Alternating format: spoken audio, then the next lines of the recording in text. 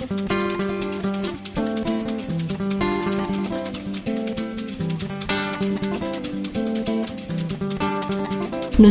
ministra ny fambolena sy ny fiompiana Ronjona Andriamatoa Lucien Ranarivelo izay nisolo-tena ny filoham-pirenena ny Pierre Mada andiany faharoa amby roapolo ny 4 aogositra 2024 tao Andohatapenaka. Lahara-pamena ho an'ny ministera ny fambolena ny fiompiana Ronjona amin'ny alalan'ireo fandaran'asa sy ny tetika azy eo ambany fiahiny ny fanohanana ireo tanjam-pamokatra amin'ny fitadiavana lalam-barotra ivelan'ny faritra na ihany koa amin'ny sehatra iraisam-pirenena amin'ny alalan'ny fampiratiana ireo vokatra sy ireo hetsika maro samihafa tahaka izao.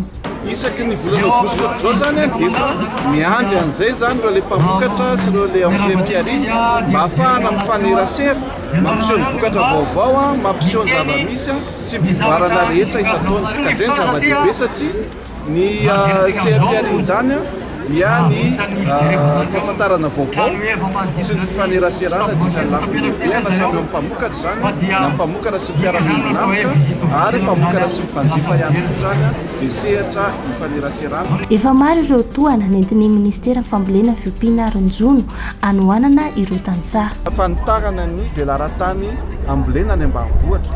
Izay ny misitraka an'izany voalohany indrindra dia ny famokarana tantanim-pianakaviana na ny agriculteur familiaux.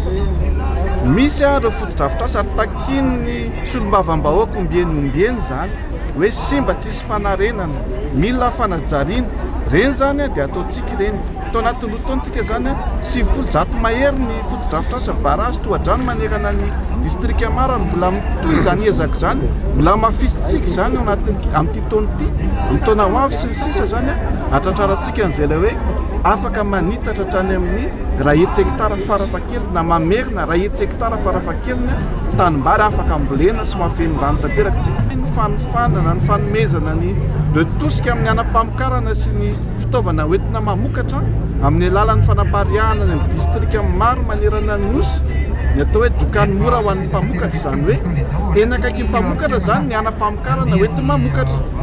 Misy ny tohana fanamahivanana fahazahoana azy ireny amin'ny alalan'ny Fonds de développement agricole na ny FDA izay any amin'ny faritra roa amby roapolo eto Madagasikara. Ny fahavitatena ra-tsakafo tsy kabary fotsiny io fa irahany rehetra manatanteraka io zany.